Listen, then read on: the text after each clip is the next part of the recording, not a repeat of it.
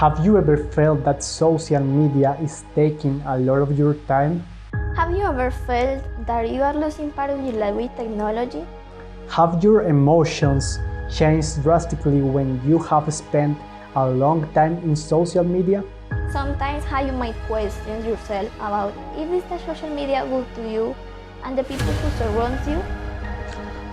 Well, those and more questions will be answered in the next debate, which is started by speakers Jennifer Ramirez and Edward Marin. So let's start.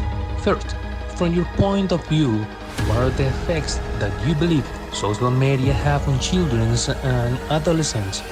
Social media can also pose risks for your child. Those risks include being exposure to inappropriate and upsetting content like mean, aggressive, violent, or sexual comment or images. Uploading inappropriate content like embarrassing photos or videos of themselves and or others. Sharing personal information with strangers, for example, phone numbers, date of birth, locations, the cyberbullying, the amount of time they do dedicate a day because it could be productive and learning, but it's really more entertainment and time wasting than anything else. Second, is a social media an addiction? I think that even though they say that it's an addiction, it may be possible that it's not because the social media are already part of everyday life and without them we wouldn't have so much progress in many key moments, for example in a global pandemic. And entertainment it will always be necessary for the human. However, several studies say that the most addictive social media are Facebook, Instagram, Twitter, WhatsApp, Pinterest and YouTube. For this part, I can think of an example from the documentary The Dilemma of Social Media because they say that there are only two industries that call the customers users, illegal drugs and the software. We will focus on Facebook, Instagram and Twitter. Of these networks, it says that from its design can generate dependence, but it's more important disabling because if you stop to see a publication, you will see more of this type and all your moments are very important to them and they show you want to see. Well, people get a sense of social well-being and it's a thought that they are interacting with somebody, like they are interacting with a friend, for example. But the other way, some researchers find people who are really heavy users develop a tolerance that feeling, so they need more and more exposure to get the same effect. In real life, it's estimated that people talk about themselves around 30 to 40% of the time. However, social media is all about showing off one's life and activities, so people talk about themselves starting 80% of the time. When a person posts a picture and gets positive social feedback, it simulates the brain to receive dopamine, which again rewards that behavior and continues the social media habit.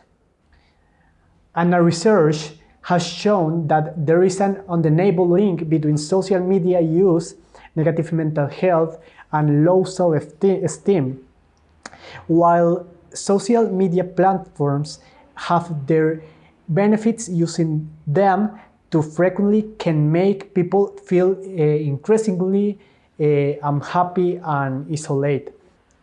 A study performed by California State University found that individuals that visit any social media site at least 58 times per week were 3 times more likely to feel socially isolated and depressed compared to people that use social media fewer than 9 times per week. Third, does the information overload exist in terms of social media?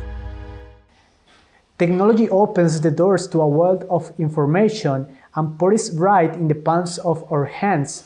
News, celebrity gossip, or the hours of your neighborhood pizza joint is all accessible with a few taps on your smartphone.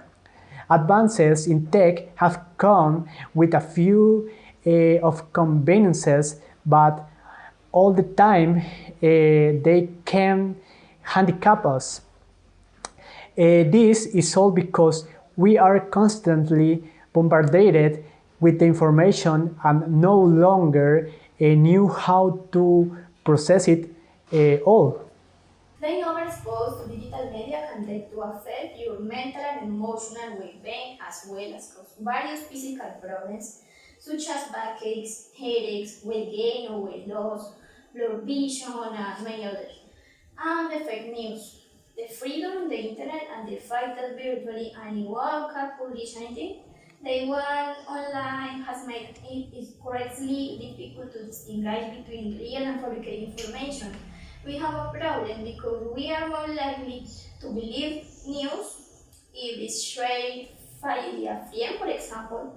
And I think a very important and delicate point is that at certain times sensitive people see so much bad news are affected.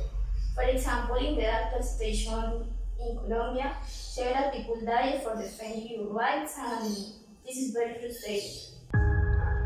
Final question. What is the role of companies and corporations when we talk about social media? Because social media is more interactive than many traditional marketing mediums, it can to get better the relationship between the company and the customers.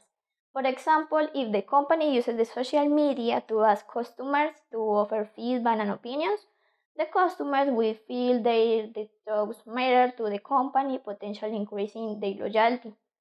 Another advantage is that they can measure the audience signs through the use of cookies on web pages.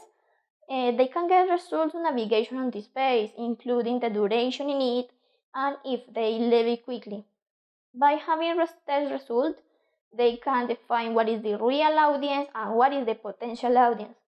And in addition to this, to be starting the competition.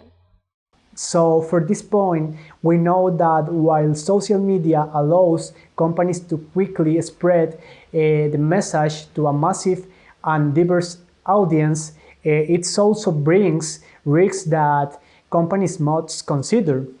Once you send out a message by social media, you can take it back even if you delete it.